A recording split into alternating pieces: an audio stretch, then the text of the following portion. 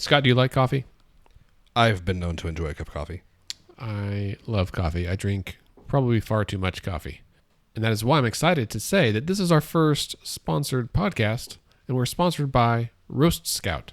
So this is a new company that just launched here in Oklahoma City. Roast Scout is the best way to discover amazing, delicious coffee from some of the nation's best independent roasters. Scott, do you grind your own coffee? I do. Do you buy whole bean? I do. Yeah, me too. So the people at Roast Scout believe that great coffee is everywhere. But since you can't be everywhere, you might miss out. So they've created a way to bring that great coffee to you. They work with small batch roasters from around the country to ship fresh roasted whole bean coffee direct to your door each month. Now, other coffee subscription services typically send you like one brand of coffee every month, right? Like there's several, you just get the same thing every month. The other ones aren't great.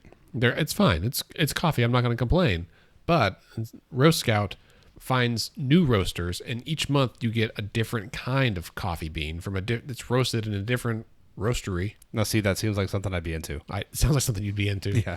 And so they ship it straight to your door, and it just arrives. It's just, wait, you just get home and it's just like there? Yeah, I mean, like what if, so you like coffee, fine, but what if your coffee soulmate is out there and like, somewhere in Montana in a small roastery and you don't know about them? You're not going to visit them, but now Roast Scout, they scouted it, they could find it and ship it to you. So you're saying Roast Scout could be the one to introduce me to my forever coffee partner? Your one true coffee. Except it's a new one every month, so there's that.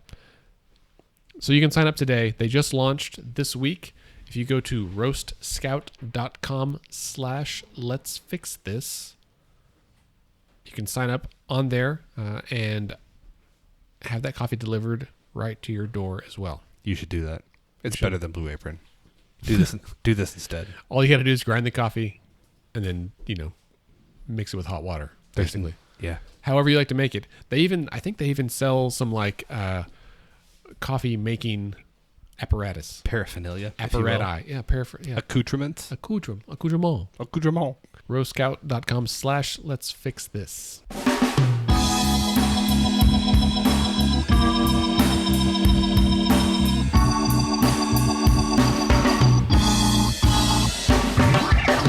Hey everyone, and welcome to Let's Pod This.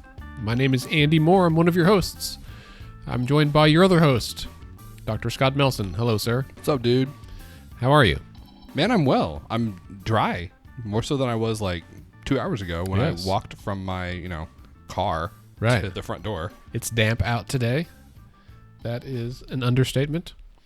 And we're joined on the phone this week by a special guest, friend of the pod, maybe one of our most dear friends of the pod, former Let's Fix This board member and a good friend of yours and mine, Effie Craven. Hello, Effie. How are you? Hey, guys. I'm good. I'm so excited to be on the pod. Effie faithfully listens every week and often sends us feedback via text message or email. Yes, it's true. So thanks for that. Always happy to give my input. All right. So, Effie, you and your husband relocated to the D.C. area a few months ago and consequently had to step down from our board at the end of the fiscal year. Would you mind telling us a brief overview of what you've been up to there in the D.C. area? Yeah. While I was in Oklahoma, as many of you know, I was the policy director for the 2 food banks handling the federal and state lobbying and advocacy work. I got offered a job with our national office in Washington, D.C., and so I'm doing the same kind of work just nationwide now. So I'm getting to spend quite a bit of time on Capitol Hill doing the congressional lobbying side of things, and it is a really interesting time to be in Washington and getting to help mobilize food banks across the country to get engaged in advocacy and speak up about the issues that impact people who are food insecure. Did you say you're a lobbyist? I am a lobbyist. I didn't know that. Doesn't that? I try not to be friends with evil people, and I feel like I'm supposed to say that you being a lobbyist means you're like a terrible person. Is that not the case? I love to tell people I'm a lobbyist because usually you get kind of a side eye and like a grimace, and then I follow it up with 4 food banks.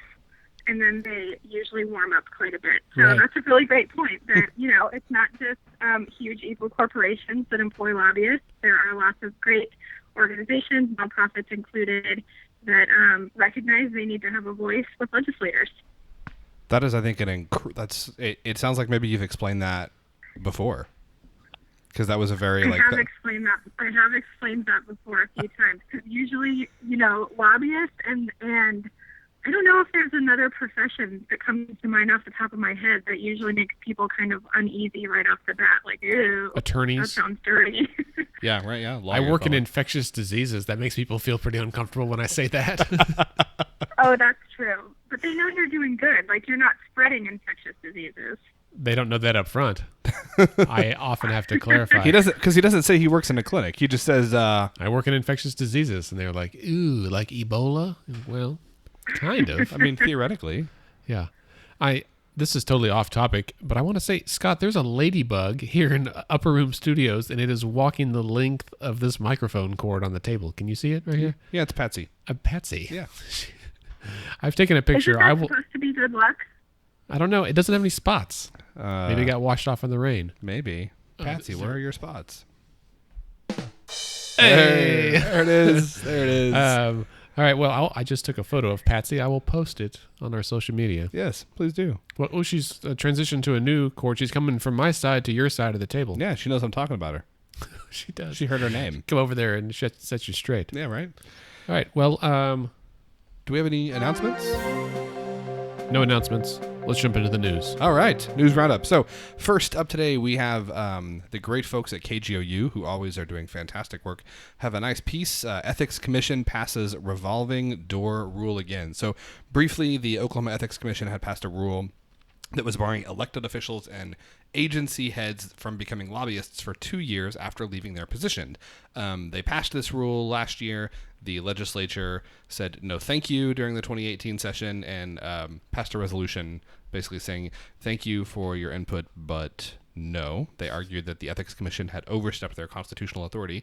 Now the Ethics Commission has come back and passed the exact same rule again, saying, in fact, no, we didn't, and this is a good rule, and we insist. So there was a meeting on September 15th, or a hearing, I should say, that was kind of talking about this.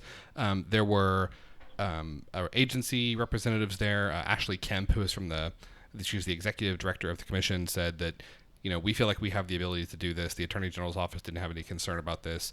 There were also some legislators there. Representative Tom Gann, is Republican from Inola, spoke in favor of the ruling. He feels like that having a cooling off period is not uncommon in the private sector, and there's no reason that shouldn't apply to the Ethics Commission as well. However, there was Representative John Paul Jordan, who's a Republican from Yukon, who actually authored the resolution opposing the rule, who still said this is, the Ethics Commission does not have the authority to regulate the behavior of private citizens. The argument is basically, once we have left the legislature, the Ethics Commission doesn't have any authority to tell us what we can and can't do. Now, Effie, you and I were texting before the show, and I think you have some thoughts on this, being that you're one of those evil lobbyists that everyone loves to hate on. Yeah. First of all, I just want to say more power to the Ethics Commission for coming back and doing this a second time.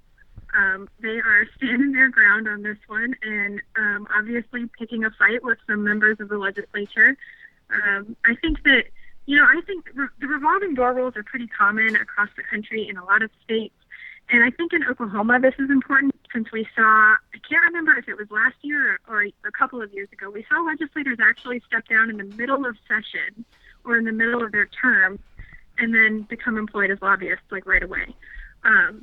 They are private citizens once they're out of office, but they still have all of the connections and all of that insider knowledge, and their ability to use it to their advantage right off the bat seems like an unfair kind of thing to have happen. I can tell you in Congress there's a cooling off period. If you leave the Senate or the House, both as a legislator and as a staffer, you can't lobby that body for a certain amount of time.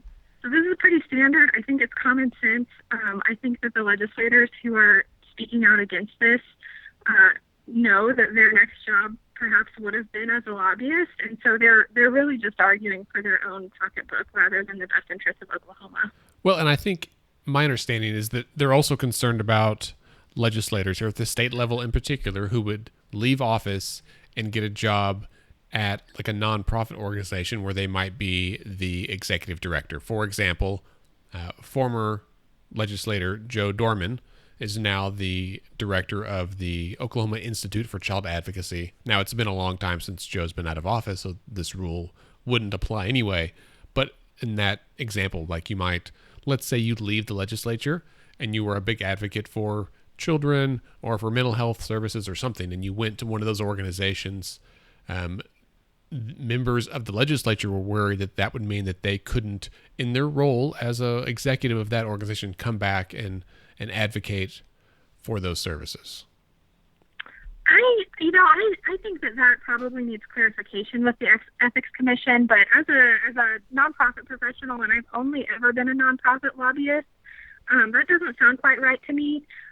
Who a nonprofit organization employs as their executive director is not related to that organization's legal right to lobby and to advocate. So, maybe it's just not that the executive director is the one doing the lobbying or is not the one that's the registered lobbyist. Right. I mean, they could contract with somebody. Exactly. Or they could have a staff member doing it. And to be honest, a lot of nonprofits are not spending a ton of time doing lobbying anyway. So I think that's a great question for the Ethics Commission, but just, off the top of my head, that doesn't sound quite right, because the organization still has the right to advocate regardless of who they hire.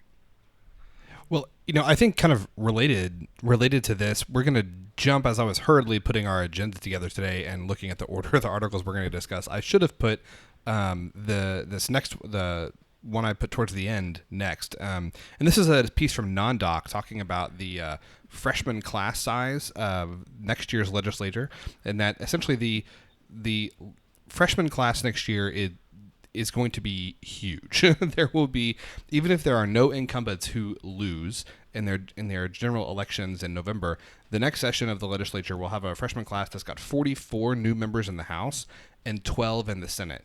So just for perspective, that's 43% of the House and 25% of the Senate that's going to be new. Brand new. Plus, plus there's about half that many that were new in the last election in 2016 or were elected in a special election. Yep. So I think we're going to have something like altogether like 62 new members. Oh, I've got the numbers. You've got the numbers? Yeah. Of course you do. So when you think about term limits that are forcing out 12 House members, the GOP House members who lost in the primaries and the runoffs, when you put all those together, that means that there will be 76 House members who have 2 or fewer years of experience in the 2019 session. That's a 3/4 majority. We can get some stuff done now. Right. That's 3/4 that don't. And linking that back to the last story, that's already the dynamic a little bit at the Oklahoma Capitol, where a lot of the institutional knowledge in the building, because of term limits, is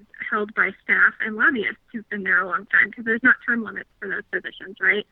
So absolutely. This huge freshman class, and then thinking, what if legislators who either have termed out or lost their races or whatever are suddenly employed as lobbyists, the very same session that we have this huge freshman class? You have to think about where that power in the building and the influence is really going to lie. So I think, again, that's another reason that cooling off period is a good idea.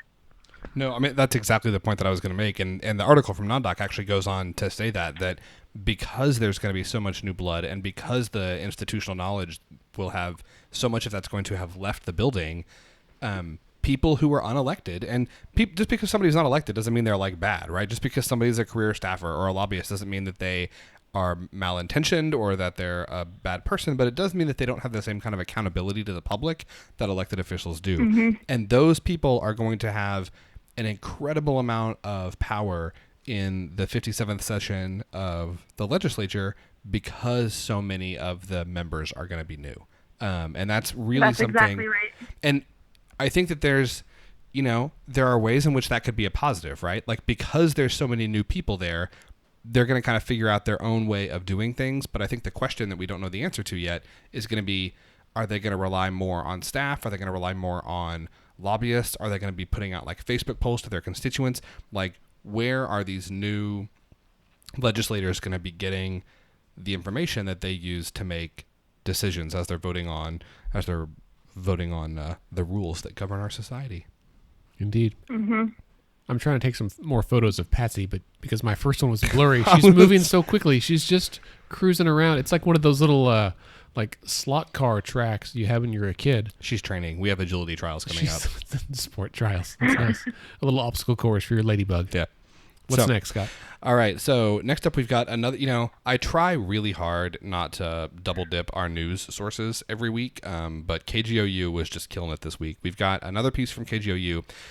Education leaders see few benefits of ballot measure to give schools more financial stability. So this is a state question that's going to be on the ballot come November that essentially would allow school districts to use money that's in their building fund, which is right now restricted. So this is money that can only be spent on things like construction projects, maintenance, building repairs, utilities, custodial salaries.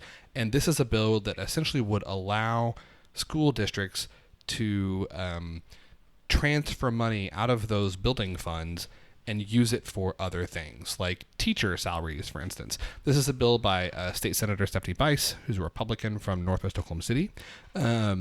She feels like this is good because this is basically giving school districts more flexibility in how they spend the money that's in their own coffers. However, there are several leaders in education across the state who feel like this is not great. So Sean Heim is the executive director of the Oklahoma State School Boards Association. He doesn't feel like this is a help because, one, there's a lot of districts that already don't have enough money in their building fund to do the things that the building fund was designed to do, number one. And number two, it doesn't provide a way for them to raise money and put money in the building fund. So it doesn't provide a new revenue source. It just says that you can transfer the money that's already there and use it for something else. And the other thing that some folks are kind of feeling like maybe this isn't a good idea is it may allow districts that are already disproportionately wealthy to use money that's supposed to be restricted in other ways that further kind of widens the gap between those wealthy districts and districts that are less well off. And that's because the money that's in these building funds largely comes from property taxes and ad valorem taxes. And so districts that have much, much higher property values and have more kind of economic activity going on in terms of, new property that's being developed, those districts have a lot more money in those funds. And so they have a lot more flexibility. And so there's a thought from some folks that this is, would exacerbate a problem of inequality that's already pretty profound across Oklahoma. That was the sentiment that Alicia Priest, who's the president of the Oklahoma Education Association, as well as some other leaders have expressed. But there's some folks, Tulsa Mayor G.T. Bynum, he's in support of this. He feels like it's a good start, not a fix, but a good start. The Oklahoma Achieves, which is a workforce development program at the Oklahoma State Chamber, they feel like it's a good place to start. So that's what this piece is about. What are you thoughts, guys? I think it has the potential to be good for some schools or school districts, but also like very bad for lots of others. And so in many cases, the districts who really need the money, they need it for lots of things. They don't just need it like just for salaries. They also need infrastructure. Now, it's different. I think everyone thinks about high schools with giant football stadiums, and they think, well, why are you spending money on that and not on salaries or something else? This would allow them to do that. But if you're a rural district or a poor district, that may not be the case. You don't have a giant stadium. Although some rural districts do. I mean, like some of them have like oil and gas or wind money. You're thinking back to your time in Texas. It's true. My high school, at the time I was in high school, we had the largest stadium for a school of our size. Did you go like Odessa somewhere? No, I went to Leander. Oh, all right. Go Lions. Effie, what do you think?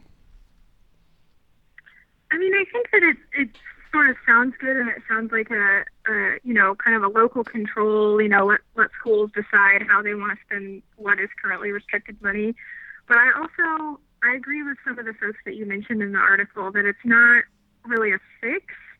And I worry that it might take the heat off the legislature a little bit to provide extra funding for schools. So that would be my concern, is that, the legislature is going to get off the hook a little bit, and more of the scrutiny would be on individual schools and how they're choosing to spend their money, rather than the fact that the pie hasn't necessarily grown.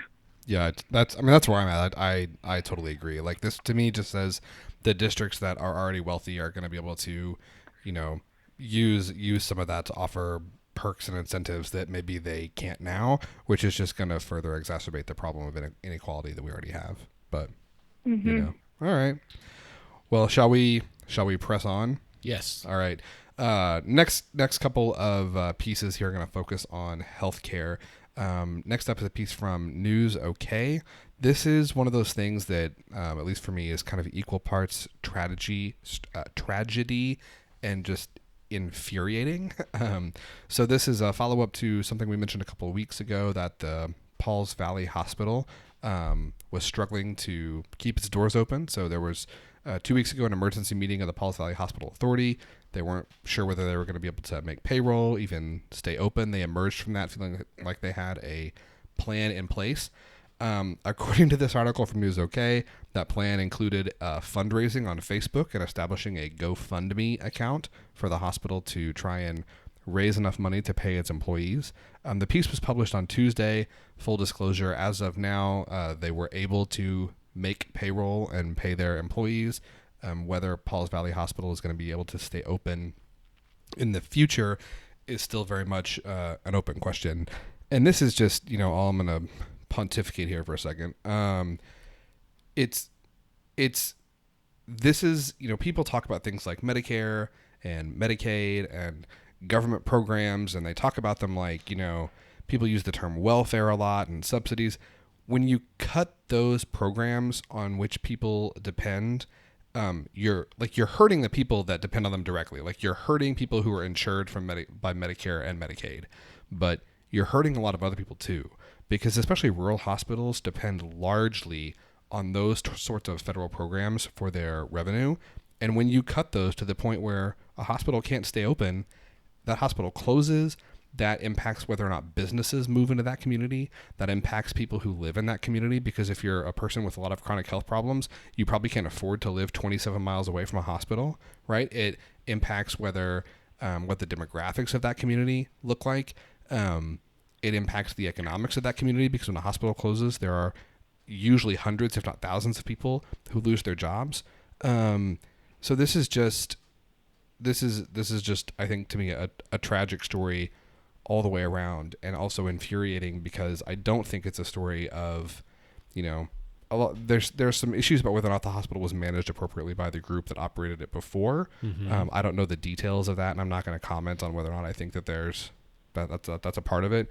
But certainly I think you can trace this directly back to state and federal cuts in Medicare and Medicaid reimbursement as at least one thing that led directly to this. Right. Can I just say yikes here? Are we having a society where our schools and teachers and hospitals are like funded with bake sales? This is like major infrastructure that's critical for having a successful, healthy society. And so I just think, wow, that we have hospitals, going to internet fundraisers just to try to keep the doors open. One could argue that speaks a lot to how the state's been managed and how healthcare in general in Oklahoma, much like education, has just been, neglected for years and years and years. Yeah, I mean, I think one could argue that education and healthcare are indeed a couple of the core functions of government. Now, healthcare in America is by and large a for-profit industry. Both Scott and I work in healthcare, although neither one of us really work on the for-profit side of things necessarily. Yeah, I work for a nonprofit. and so maybe our experience is a little bit different. I will say, I think two things are probably at play. I will comment on the business side. It sounds like this hospital has been in dire straits for at least 5 years. They have upwards of $2 million in debt that they owe to the previous company. who bought them because they were out of money from the previous company. And so they were going to have to close about 5 years ago. And so that tells me that this hospital probably hasn't been able to stay afloat for some time now. So what's the reason for that? Well, that reason is it's in a rural area. Most patients in a rural area have Medicare or Medicaid, and there's just a lower rate of insured people in general. And there, believe it or not, in many hospitals, they are cost centers. They are loss leaders, in that the outpatient side of things is where maybe some of the profit is made, or where it's kind of balanced out there. And it's not uncommon for hospitals in these rural areas to lose money. And so if you don't have some kind of nonprofit backing or like connection to a larger organization, it's hard to stay afloat. And because you're relying on providing, largely like primary care services or emergency services to people who can't afford to pay for it. And as healthcare at the state level and the federal level has decreased payouts to Medicare and Medicaid, or for those services, then it's just hard to keep your doors open. It's expensive to run a hospital in a way that is safe and healthy, right? You can run a MASH unit for a lot less. Yep. All right. Continuing our healthcare theme, next up is a blog post from OK Policy by Courtney Cullison. So she's exploring the new census data, or new data from the Census Bureau that is, I'm sure, going to be stunning to both of you guys. So even though some progress has been made, this data shows that poverty in Oklahoma is still above the national average. So in 2017, 15.8% of Oklahomans, that's 1 in 6, were living with income below the poverty line. The poverty line is $24,600 for a family of 4 before taxes. How much? $24,600. Whoa. Like, I have a family of 2, not counting Juno, who has yet to make her customary appearance on the pod today. I cannot imagine supporting a family of 4 on less than $25,000. Like, I can't fathom that. But that's the poverty level. It is a little bit lower than it was last year. Last year was 16.3, but it is still significantly higher, about 2.5% higher than the poverty rate nationally. Additionally, our uninsured rate has increased last year for the first time since 2010. You guys know what happened in 2010? Anyone? 2010? A census. Well, that would have impacted the rates of insurance. I forget. Obamacare. Obamacare was passed in 2010. Was that 2010? Man, yeah. I about twice a week, I'm like, whenever that was, 5-6 years ago. Right, Okay, yeah. 8 years ago. So 2010, Obamacare passed, and uninsured levels remained steady at about 18.5, 19% for the next 3 years. But starting in 2013 and 2014, we saw a pretty dramatic decline from a peak of 18.9 to a low of 13.9%. And it actually stayed stable until when? 2016. What happened in 2016? We had a new president, some shifts in Congress, started getting rid of things like regulating what kinds of insurance plans are allowed to be on the market, regulating enforcement of some of the provisions of the Affordable Care Act, and now our uninsured rate has gone up for the first time in several years. And is now at 14.2%. That is significantly higher than the national uninsured rate of 8.7%. Courtney goes on to make the point that one of the things that is likely contributing to our significant proportion of citizens who don't have health insurance is the fact that we continue to refuse to expand Medicaid, which many other states have done. The other stat in this that's just like... it almost like brings tears to your eyes, not to be too melodramatic, but the numbers are even worse for kids. So it's 1 in 6. It's one in 6 Oklahomans altogether, but it's 1 in 5 children. So 1 in 5 Oklahoma children, 21.5% of kids in Oklahoma live in a household with income below the poverty line, which means by definition, and Effie, jump in here if you... If I'm saying anything that's incorrect, but I would say by definition that means they're living with things like food insecurity, right? Like wondering like if they're going to have enough food or whether they're getting enough food, whether that food is adequately nutritious, whether they're able to go to doctor's visits, whether the parents are able to take them to doctor's visits. It means that they're going to be struggling with school attendance. It's just awful. And 8.1% of our kids are uninsured, which is just tragic. Well, and keep in mind that those numbers for health insurance rates are going to get even worse in Oklahoma if the Medicaid work requirements end up getting implemented. So, thinking about, you mentioned how low the salary really is to live at the poverty line, how stretched many Oklahomans already are, and then adding on top of that, if you have a heart attack and you don't have health insurance, you go to the emergency room, but that drives up costs for those hospitals, like we just talked about. So this really does have impacts all the way around. It's not necessarily just on the people who are experiencing the health problems and don't have insurance, or for their families. It has ramifications through the whole economy and through the whole, all the way up and down the income distribution. Yeah, no, and it impacts things like life expectancy. It impacts, there was an article in the Washington Post this week that we're not going to get into. We'll post a link to it on the blog. But Stillwell, Oklahoma, over near the Arkansas border, has the worst life expectancy in the country, 56.3 years. Average life expectancy in the United States is 78.8. So adults in Stillwell die an average of 22 and a half years before the national average.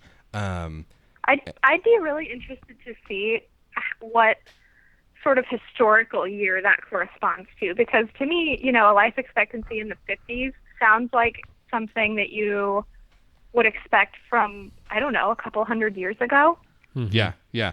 By comparison, that's comparable to I want to say that's comparable to the Congo, 56.3 is about what it is in the Democratic Republic of Congo, and that's what it is in Stillwell, Oklahoma. And life expectancy in the United States as a whole retracted, whatever. It got shorter on average over the last few years, and we're like the only developed country for that to happen. Everyone else is living longer. Suddenly, the U.S. is living shorter. Yep. Keep eating those French fries, folks. All right. I say that as someone who had French fries today. Pressing onward to something that is, the news is depressing this week. Still, just thinking, still depressing, but in an entirely different way. Wait, before you go on, yes, can I say one thing that I thought of during that last story? Yeah. Attention, listeners, if you are also depressed and perhaps upset by the state of our state, don't forget that there's an election coming up on November 6th. I know you know that, but tell your friends. Make your own sign, put it in your yard that says vote on November 6th, and then, hang with us and get ready, because come after the election, starting in November and continuing, especially into the spring, we need your help in talking to our legislators. So go vote for them, but then follow up and make sure you meet them in person. They know you, and that we can have these conversations. As we said at the top of the show, there's going to be a whole bunch of folks who are brand new to the Capitol. So they didn't know shit from Shinola. Many of them do. They're very educated people, but this is a brand new world for all of them, and they are only going to be as good as the information they have, and so we need your help in giving them good information. Andrew, I could not have asked for a better lead-in to our next article. Oh, great. Because that's from NPR, On the Sidelines of Democracy, exploring why so many Americans don't vote. We're really just going to mention this briefly, not because it's not worth your time, it is, but because there's so much there. We could literally spend an entire episode just dissecting this article, but suffice it to say, you can look at voting behavior and see that it kind of cuts across society, and there's fairly reproducible lines that predict voting behavior, and they have more to do with economic class and education than anything else. So wealthier, more educated people tend to vote more often, and folks who are lower down on the economic ladder and who have less education tend to vote less often. And to me, I feel like I see that reflected in the policy choices made by our lawmakers. But the end idea is, if we want things to change, we need lots and lots and lots more people to vote. What do you guys think? I just want to chime in and say, and there's really no reason not to vote. It's so easy. You can sign up for vote by mail online with the Oklahoma Election Board, and they will mail you your ballot straight to your house. If you prefer to vote on election day, your employer has to provide you with the time to do that. Polls are open 7 to 7. Take a couple hours, go vote. Hopefully you don't have to stand in line for a couple hours. But if you did, that would be awesome because it means there's lots of people there voting. It's so easy and it's so important, and especially at the local and state level, your vote can have such a huge impact. I think a lot of folks get caught up in the national stuff once every 4 years or once every 8 years, and they kind of think when they think of voting, that's what they think of first. But man, there's so many elections in between that you can go and really see your impact immediately. No, totally. And you know, I'll even throw out there. So there's we have put out like you know, Andy did a Andy did a kind of a quick cast, a short podcast. A quick fix several months ago on how to register to vote. I did a quick fix on how to vote. You can go to the Oklahoma County Election Board and check your registration. You can print out the registration form. And we've said this before, if you know me personally, send me a text message. I will pick up your voter registration form and take it. If you don't know me, you can Twitter me and I will tweet at me. I will meet you somewhere and pick up your voter registration form and drop it off. Mail it yourself. You can also mail it yourself. But if you're unwilling to do that, I will pick it up and take it from you. Or you can come see me at Open Streets in South Oklahoma City in 2 weeks from this Sunday, and we'll have some voter registrations forms there. That'll be on October 7th at Wiley Post Park. Indeed. All right. Last up. Hey, I want to say one more thing about voting. You say whatever you want. Which is just, if you think about the flip side of it, you're never gonna regret voting. Like, you're never gonna leave the polling place and be like, man, I wish I hadn't done that. It's never gonna make your day worse to go cast your ballot. You know what? But it might make your day better. You know, well done. That should be there it is. That's the cold open right there. All right. Lastly, there's an article from Reuters this week.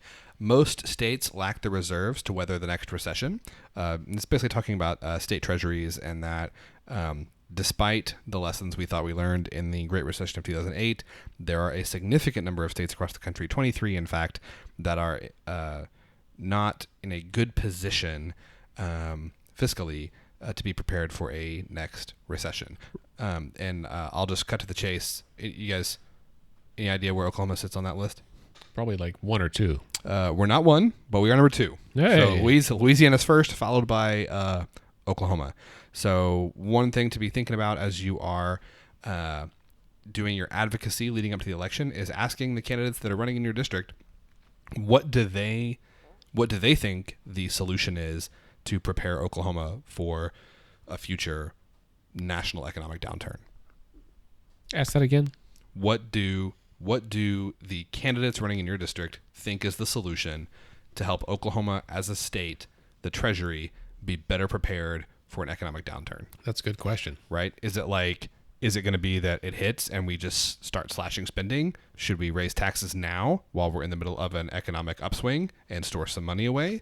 Should we, what do they think we should do to be prepared for a fiscal crisis? Well, and as a reminder, I think Governor Fallon's, at one point at least, I believe that she hoped her legacy of her governorship would be that she restored and replenished our rainy day fund. Right? So when she took office, there was like $2 in there. I mean, like $2.46 or something. Yeah. And she did. Like, it got built up to $600 million, $615 million. But then, in the middle of stuff, like, things went south with oil and gas. We had cut rates we probably shouldn't have cut, and we had to tap into those funds. We had to use our savings just to get by, and we still had to cut spending as well, right? Like, so we had to cut spending and spend our savings, and we used it all. Like, and then we put some more in it, and we used all that. And so now we've got it built back up because we got lucky. Mm-hmm. The markets have come back up, right? But everyone knows, like, the market doesn't ever stay up, nor does it stay down historically. And so right now we're doing okay. We've got some money in there. She's going to leave office without it being empty. So that's a good thing. But we desperately need to plan ahead because it wasn't enough. The rainy day fund wasn't big enough for the rainy days we had. Right. Other states did like expand there, so they had more money. Like $3 billion.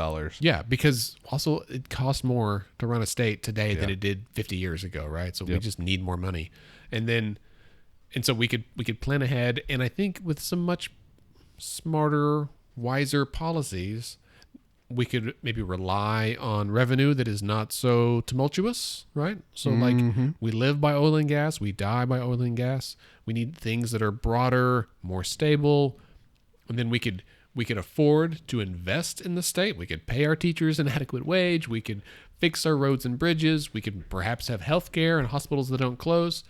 And then when something tragic happens and the economy tanks for an unexpected reason or something bigger than what Oklahoma has control over, we won't be in a pickle. Are you still a registered independent?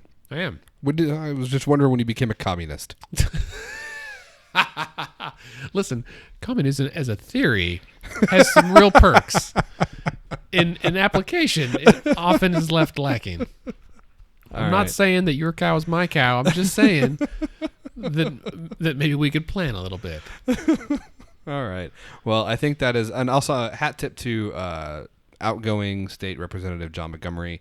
He actually tweeted out that article from Reuters and tweeted out a version of that question. That's really great. This is something you should be talking to candidates in your district about. He's running for Senate, right? I think so. Yeah. I need to look and see I haven't looked at the status of his race. So that will do it for our news roundup. So we will take a quick break and be back to talk about some polling.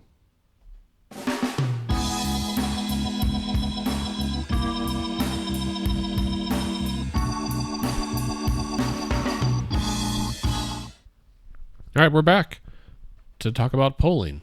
Polling? Well, not polling, I guess. Mostly a poll. Polls. A sooner poll. One poll, yeah.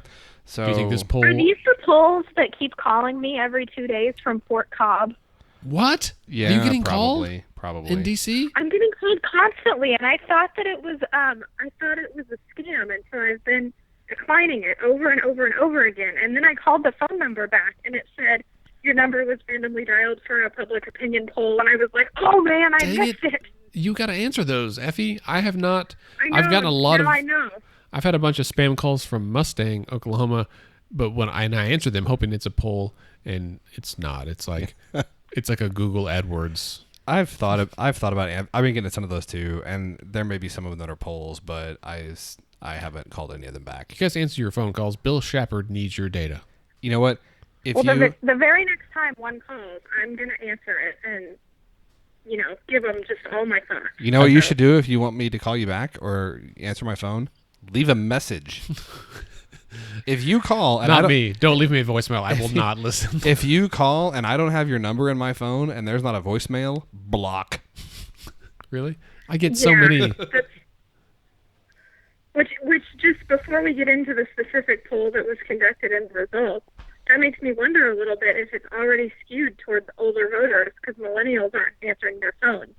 So that is a great question. 538 Politics addressed this in a recent podcast, and they talked about, well, there's good pollsters and there's bad pollsters, and there's some meh pollsters. Yeah. Good pollsters, and honestly, probably most pollsters these days do a mix of online, landline, and cell phone.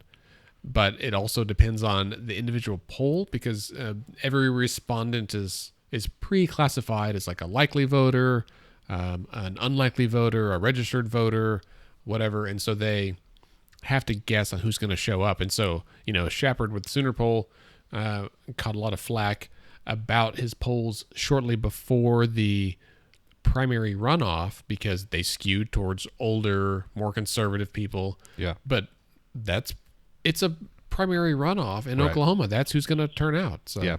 What you mean is people who are more likely to both answer their phone and listen to a voicemail. That's true. That's possible. That's a true story. Well, the poll that we're talking about was conducted by Sooner Poll, which is run by... This is Bill Shepard, right? Mm-hmm. Is the pollster, if you will.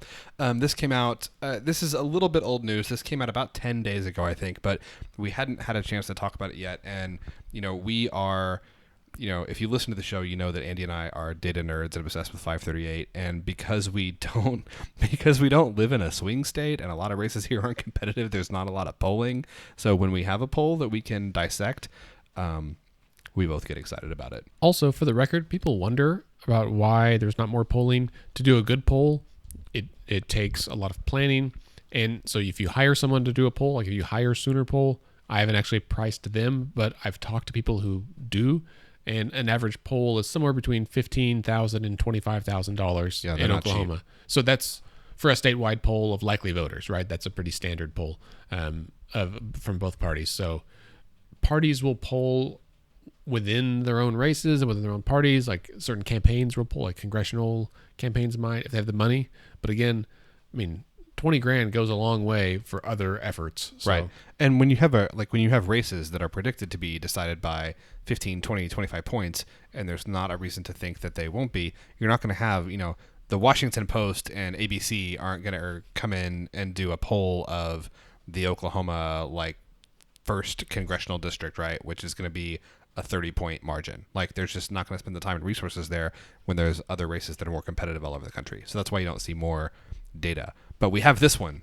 We have this data point. So we're going to start first and just talk about the results. So the results of this poll showed, it was a gubernatorial poll. So this showed Kevin Stitt over Drew Edmondson by 46.6 to 44.2, so 2.4%, with Chris Powell getting 3.2% of the vote.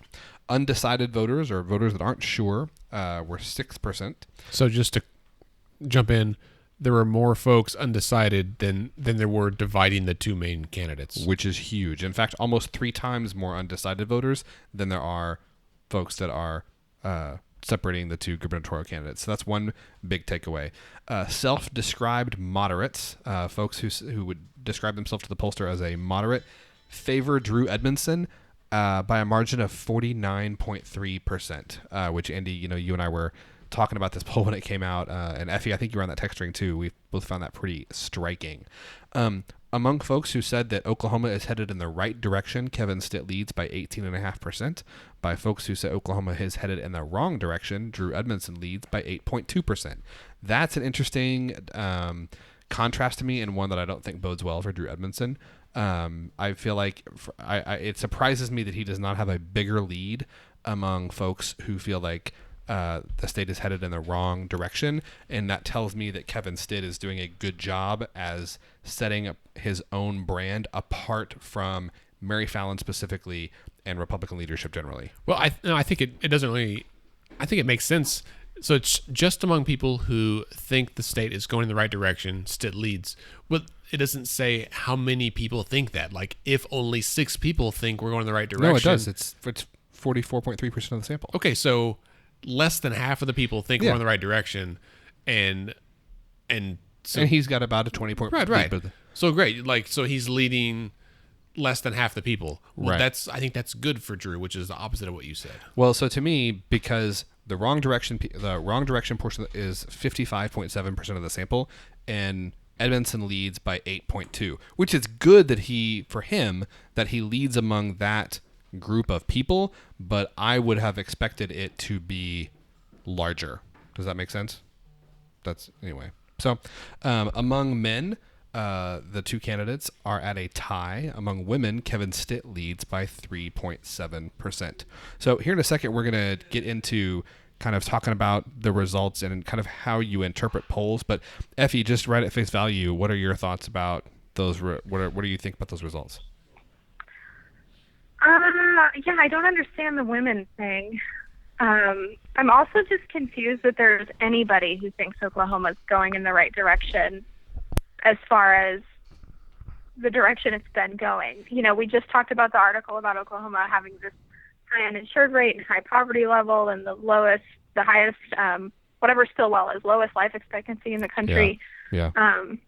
And hospitals closing and schools are sort of in revolt and continuing to be in a funding crisis. And, I think the tide's turning a little bit. People are getting more involved and engaged and interested. Yeah. But if that's the right direction, I'm just really confused about who those people are and what they're paying attention to.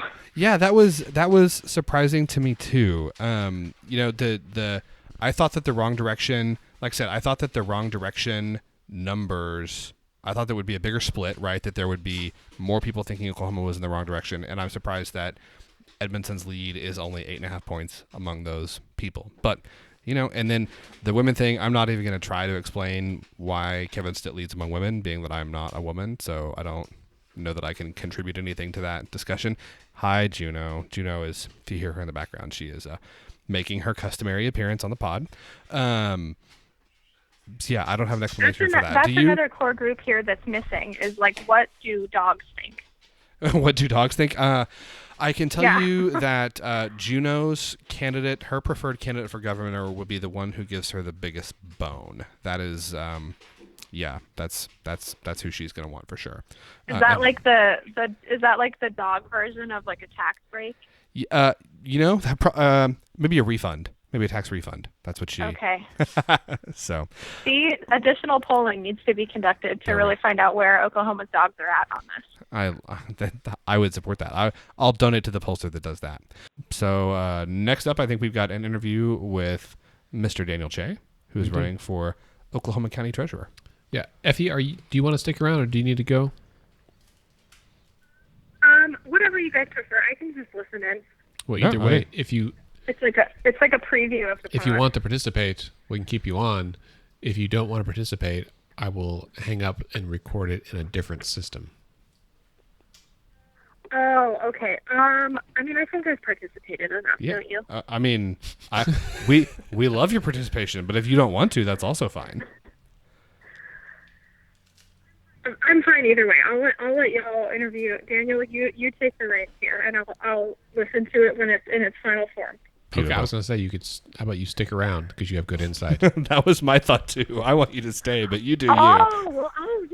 No, I just didn't want to invite myself. No. I had a hunch. That's what I can hear it in your voice. And you're like, I want to, but yeah, no. All right. So we'll take a quick break.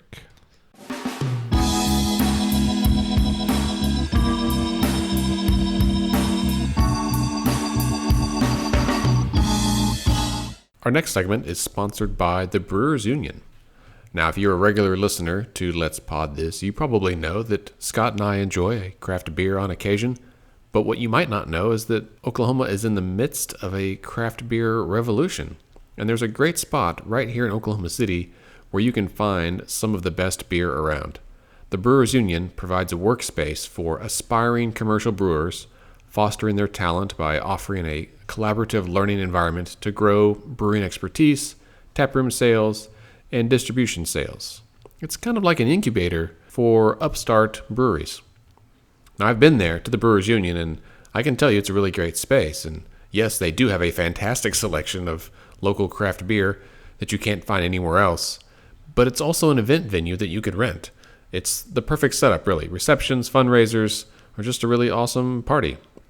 Be sure to follow them on Facebook and check out their website, buok.beer, for a list of events, booking details, and details about membership if you're a local brewer and want to join the union. Brewers Union, they're here for beer.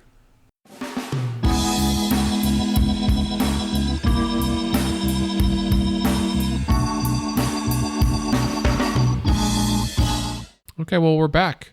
And on the latter half of this episode, we're going to interview Daniel Chae. Daniel Chae. Has he been knighted? If not, he should be. Someday, I hope. But thank you for having me. So Daniel, many folks may know you from your restaurant, which recently closed, that bared your name. Yes, Chae Modern Korean was sold. We sold the building to some good operators. Yeah. But you still own Urban. We still have Urban, and just to up the ante, we're going to be announcing here on Let's Fix This that we're bringing back the Chae restaurant name. Really? Under Chae Cafe and Eatery, going on over where my other cafe was, All About Chow and Western. Yeah. We're rebranding. We're going independent. Hot diggity dog. So it's exciting. Yeah, well, exciting that is times. Exciting. Yeah. Can I ask? This may be classified. What? Will the oxtail consomme? Ooh. So that's going to be happening at Urban. It's literally in the works. This rainy season has Today's a good day for it. So Steve Lackmeyer from Oklahoma, he had a tweet out today. He was like, rainy day, soup. Where should I go? P.S. Not pho.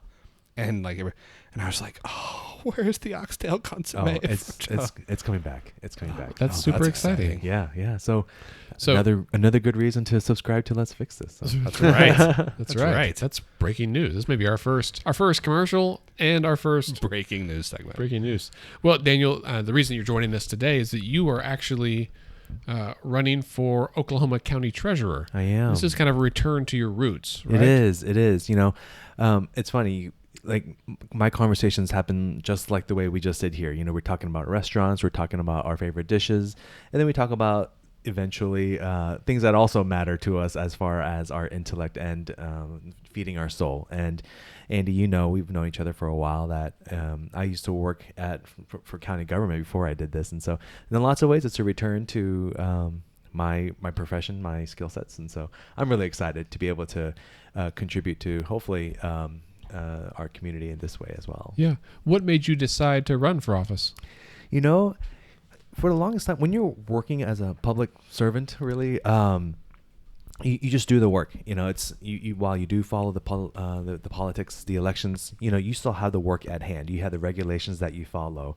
And so when I was doing the work for housing and homelessness, that was our biggest drive, to make change, to help nonprofits, to really be able to help those who are suffering the most. And so that's what that just did it for me. I didn't need to do anything else. There was no higher calling. It was like, let's get the work done.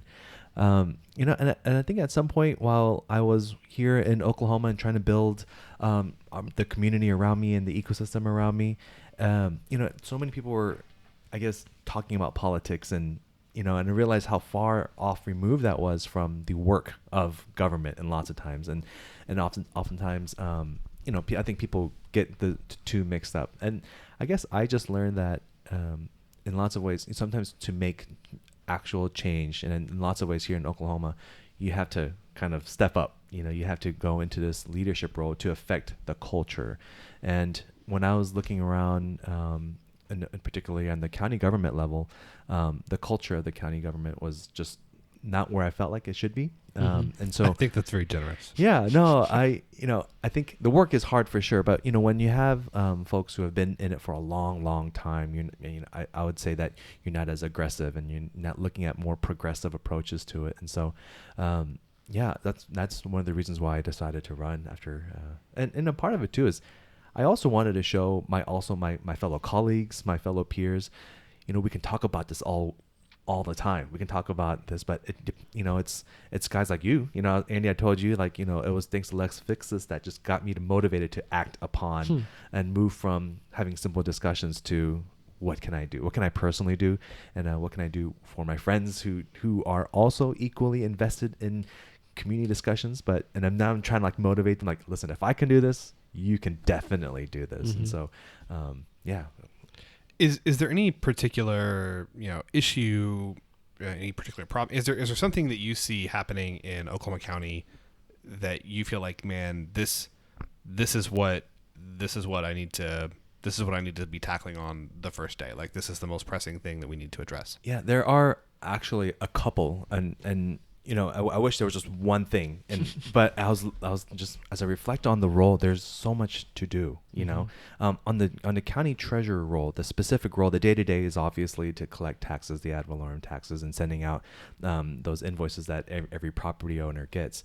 But I want that even in that day-to-day role, we can be doing so much better to help folks stay out of foreclosure, tax foreclosure. We all face it. I'm sorry, is that my phone? We all face. Any property owner faces that.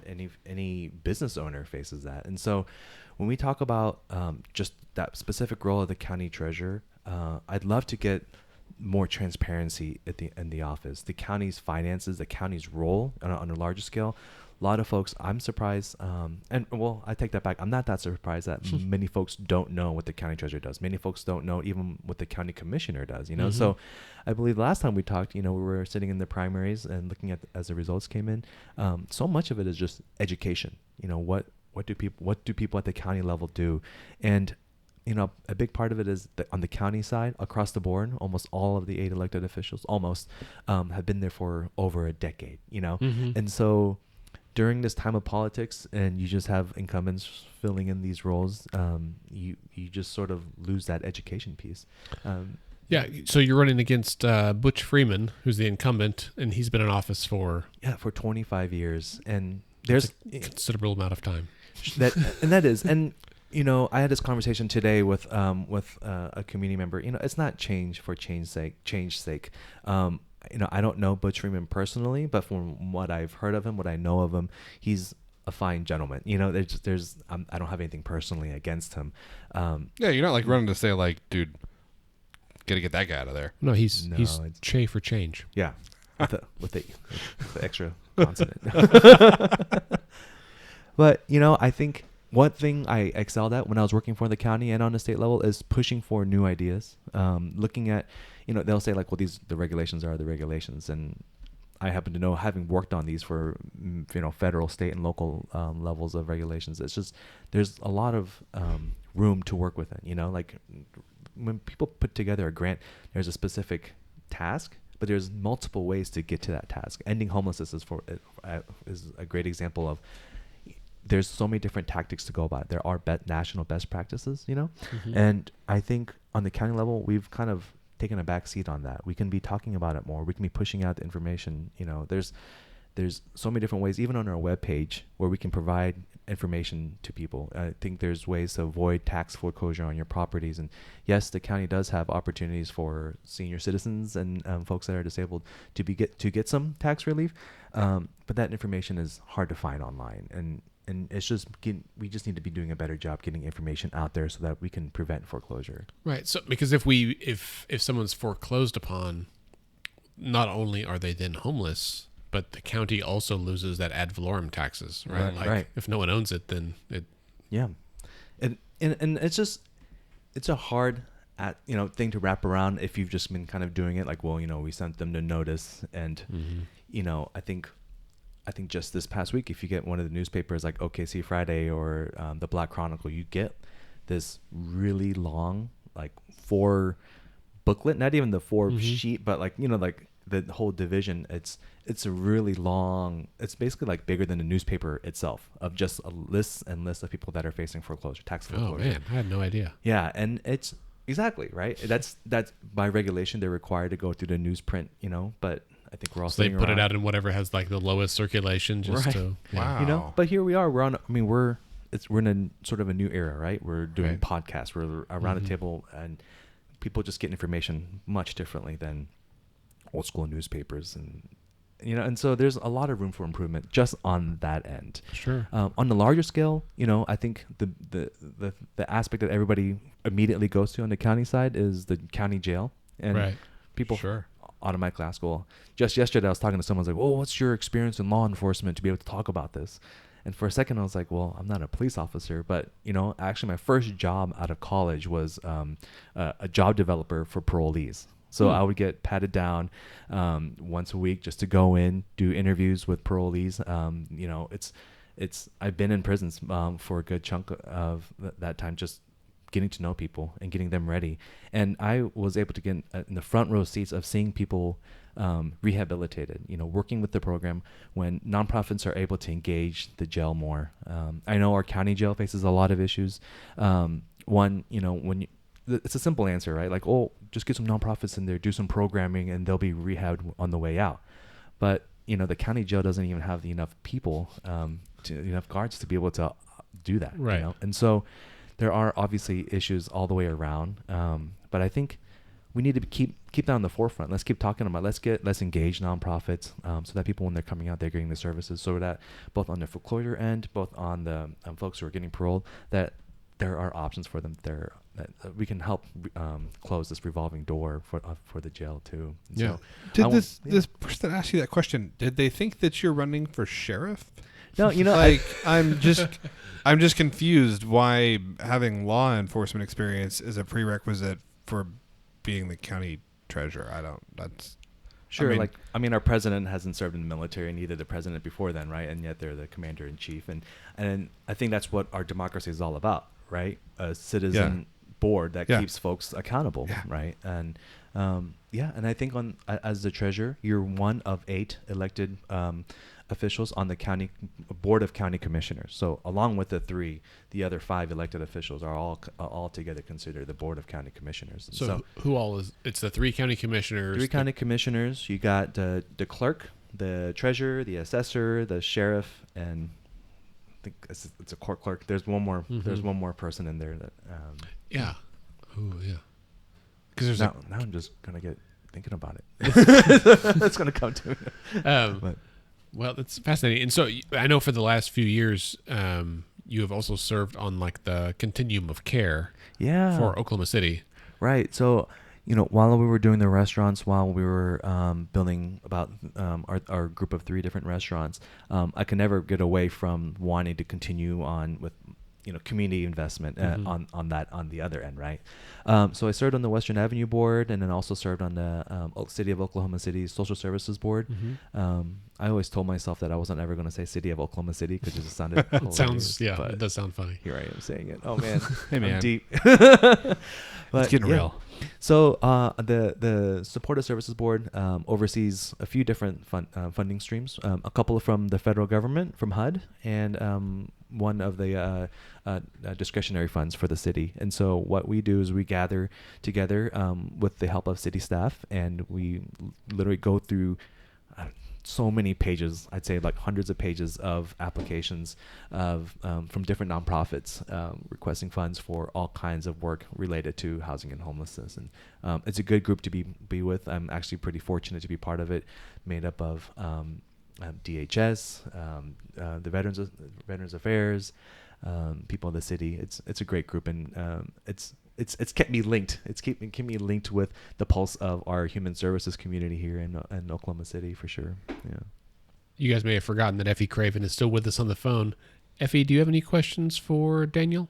No, I think this is super interesting, and I think it loops back to comments earlier about, how easy it is to get to know your local and state elected officials personally and get to talk with them personally and find out what it is they care about and where they come from. So I think this is super interesting, and it's always exciting to hear people wanting to get engaged in the process. Yeah, I will consider myself fortunate, but not unique or special, that I this go round, like this election cycle, I know a number of candidates just because I know them, not because I've done Let's Fix This necessarily. Like Daniel, I met you, Right. A couple of years ago, just through community and honestly through some housing programs and stuff and delicious food. Julia Kurt is running for the Senate District 30, which is where I live, and she happens to live down the street from me, and I know her through Oklahomans for the Arts, so not through politics at all. Jason Dunnington, who is my House rep, I knew him from college. Like his dad was the dean, and he was a pastor at a church that I attended, 20 years ago. And so it's in Oklahoma, as Effie said, like it's not a big place, right? Like you can still know people, and it is people who like are just regular Joes and who are like, you know what, I want to make a difference. I want to run for office, and then they do, and so now it's weird, to like be like, oh, I've got friends that are in the legislature. That's still an odd, or the mayor, Yeah. it's a weird thing to me. No, it is. It's like, I had a meeting with a legislator earlier this week, and it's just somebody who is a legislator, but also is a friend, and it's, you know what I mean? Like it's like Also friends that I had that were friends and I didn't know Yeah. they worked in politics, and then later they're like, oh yeah, well I do consulting on the side. It's like I didn't. Yeah, that's happened Yeah. a lot. We Yeah, used to yeah. talk about soccer, and now we're talking about politics. It's just a funny shift. Yeah, I mean we are all so much closer to this process than I think we think we are. You know what I mean? Like people say all the time, like, oh, I don't care about politics, or I'm into politics, like it doesn't affect me. Well, yes it does, and whether you want to admit that you're in politics or not, you are, right? Like politics I think is Greek, right? The polity. Like it's the politics that comes from the the people. the affairs of the citizens. Like that's what it means. So you live here. So yes, in fact, you are involved in politics. Now you can choose to leverage that involvement or you can choose not to, but you're involved whether you want to be or not. And it's, Well, and to chime in from Washington, D.C., people, I think that politics is just what's happening in the White House or just what's happening in Congress. And that stuff's important and it impacts the whole country. But they are a lot further away from being sort of the boots on the ground. And the citizens are a lot further away from them as far as being able to actually sit down with your U.S. senator or your congressman and get to know them and where they came from and have access to them. So getting involved in the state and local level is, I think, a really encouraging way to see that politics doesn't always have to be super nasty, and it doesn't have to be what we see on the news all the time. Right. And the thing that we hear often, and maybe it doesn't always connect the way that I wish it does, is that the more local the politics are, right? The more local the office, the greater the impact on your life. And so something like county treasurer, everyone's like, oh, I kind of know the county's around, but to say like, hey, I collect the taxes on your house. Right. It's like, oh, okay, well, and help decide what they're spent on. Right. And I help decide what happens to the jail, and I help decide on this and that. And it's like, oh, well, I understand. I see that stuff in my day-to-day life. Like, I may not see immigration policy for the United States and how that impact, because, those kind of things may not connect quite the same way. And so, Carrie Bloomert, who is running for county commissioner for Oklahoma County, has made a big point of saying, like, all politics is local for this very reason, that if you can articulate how it connects, I think it resonates on a deeper level with people. Yeah, it's true. I mean, there's, especially here in the city, I mean, everybody drives past the jail. It's right there in the middle of our city, right? People talk about homelessness, and it was really big. The city and the ACLU got in on it because they were trying to criminalize homelessness and panhandling, and these are the things like that we see every single day, multiple times throughout the day. And even taking a step back, there's zoning, right? Like this shopping mall. I mean, like, you saw it most recently when I think the High-Low Club was about to be like torn down, and everybody, like, it was all based on zoning. Yeah, people picketed because a bar was going to get torn down. If that's not local politics, I don't know what is. Where else we're going to drink one? So. Right. To quote one of our greatest presidents, Bartlett, Dr. Jeb Bartlett. 90% of the governing that really matters happens a mile from your house. That's exactly right. Oh, I believe it. Well, and to talk about the county jail, I mean, as one of the taller businesses downtown, or taller buildings downtown, also it's so close to like the Jones Assembly and all of that West Village area that's booming right now, and like 21C. And so everyone who's gone to like Stone Cloud Brewery or the Jones Assembly or whatever, you can't help but drive past it. And I wonder if that puts it more into the forefront for people's minds of like, oh yeah, this is still a thing. Like, we do have a jail right here in downtown. I wonder what's going on in there. Are people dying this week? Well, and the thing I was going to mention is, like, it's easy. I think people, we talk about, there's stories in the news all the time about overcrowding and, that there's not enough guards. And, many, if not most of us, don't have friends or relatives that are incarcerated, but it's really easy to forget, like, these problems have literal life and death consequences. Like, the underfunding of our correction systems, the underfunding of our correction system and the fact that we incarcerate more people than anywhere else in the world, in the entire world, those two things are combining. People are literally dying because of those kinds of, like, because of the policies that we have. And those are policies that aren't going to be changed by how you vote in your congressional election or who you vote for president. They're going to be changed by who you vote for county commissioner and county treasurer and mayor and, like, these kind of hyper, sheriff, these hyper local offices that can save people's lives. Right. And that's why I'm running, right? Like, what kind of leadership do you want on the county level and on the state level for, who's around the table, and what's their value system? What's their culture system, right? Are they fine with how things are? And are they going to say things like, people are soft on crime, or, things like, like these like old school cliche things?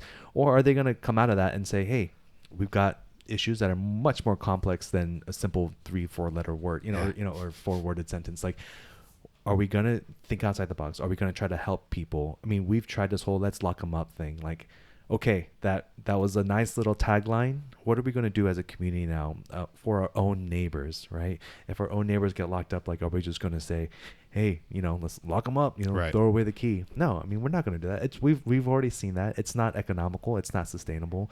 We need people at the table who are wanting fresh ideas, who want to push, and help and understand, like, to have a thriving community, we need to be taking care of all of our neighbors, not just the rich guys, not just the great, like, people who are doing amazing things, but the poorest of the poor, the people who can't help themselves. So one question, just kind of curious, your opponent, when's the last time he had an opponent? Has anybody run against him in a while? I don't. It's a very great question. His last primary opponent was Darren Ward. He's the chair of the county GOP. And so just to give you another reason why local politics is important, the county Republican Party chair ran against Butch Freeman in the primary. This year? This year, Okay. like a couple months ago, right? We have very, it's unnecessary strategy. The Republican Party did a great job from going after the down ballot races, right? When 2010 hit, almost every single local position turned Republican, and that wasn't a fluke. It's by design, right? Mm-hmm. And again, this isn't, while I am running as the Democrat, this isn't a Republican-Democrat argument. It's all politics. Going back to all politics is local. These local races, people usually go from there onto other races. The people who are, that name recognition in politics and campaigning is so important. And so, I think I was having a difficult time trying to engage people in conversation just because they didn't know what the county treasurer was, and they would rather talk about the governor and all that stuff. Right. Until I told them, well, the last person that ran against Butch Freeman was the chair of the Republican Party. And it's important. People are paying attention to this. People on the political, people who are hyper partisan are very much focused on what goes on these positions. And so I feel like at the point that you say you take my money for my house, I would pay attention. Yeah, no joke. Well, and you've touched on one of my favorite soapboxes, which is unopposed races, because the sort of bedrock of democracy is voting, right? But voting only matters if there's 2 names on the ballot. You can't vote if there's only one person running for these seats. So I think that's so important too, not only for people to turn out and vote, but every single candidate that's running from any party, thank you for just sticking your neck out there and putting your name on the line, because if there's only one person, then what happens on election day is irrelevant. Yeah, no, true story. Well, Daniel, so if folks want to, do you need volunteers? Do you need donations? Do you need what? Yeah. Do you need phone? How do they get a hold of you? So this is my second brand, breaking news announcement right here on Let's Fix This. Oh, man. Yeah, my second one. I don't think that's ever happened before. Gotta buckle up. So the second one is our campaign yard signs are now available. So people can sign up for a yard sign by going to DanielYChae.com. It's DanielYChae.com. So you can go there and ask for a yard sign. So. All right, excellent. Daniel, thanks so much for being here. Oh, guys, thanks so much. This is great. Effie, thanks for joining us from Washington. Thanks for having me. This was excellent, and I'm excited to keep being a loyal listener of the pod. She's like our Washington correspondent. Ooh, I like that. Washington correspondent, Effie Craven. Okay, that brings us to the end. But first, one quick announcement that I give every week as a reminder. On November 6th, we are hosting a big election watch party at the Tower Theater. Mayor David Holt's going to be there, Representative Jason Dunnington, former State Senator A.J. Griffin. Going to have local musicians like Casey Clifford, JB, Joel Mossman, Jose Hernandez. It's going to have free food, drink specials. It's going to be great. Scott and I are going to host. It's going to be like the Tonight Show, but with election coverage. We had an outstanding meeting today with the staff at Tower and Nathan from True Facade. We're gonna blow your minds with stage design. Colbert ain't got nothing on us. Oh, that's all right. And I'll tell you this, sir, I might wear my tuxedo. Really? No obligation on your end, but I'm not gonna roll out there in slacks and a polo. I might also wear my plaid suit. We'll see how it goes. Oh, okay. When I say plaid, I mean red and black and orange and yellow. Plentiful like Ron Burgundy. That's right. I'm very important. Of many leather-bound books. My apartment smells of Rich mahogany. That's right. All right, folks. That officially brings us to the end of this episode. Thanks again to Daniel and Effie. Daniel, are you on Twitter? I'm not. Okay, that's fine. Effie, you can follow at Effie Craven. Scott is at SC Melson. I am at Andy OKC. But most importantly, follow us at Let's Fix This OK. You can also follow us on Facebook, Instagram, all those things at Let's Fix This OK. And our website is at letsfixthisok.org. Sign up for our newsletter, read our blog. We'll have one about this episode as we do every week with all those links that we always talk about. Find resources, details about upcoming events, such as the election night watch party. You can also make a donation, which would be really awesome. That helps us keep doing this. You can sponsor an episode of the podcast. It's only $50. That would be tremendous. Let's Pod This is a member of the Mostly Harmless Media Network. Our theme music is graciously provided by the Sugar Free All-Stars. Let's Fix This is a nonpartisan, non-profit organization who strives to educate and equip all Oklahomans to engage with their government. Remember, decisions are made by those who show up. Have a great week, everybody.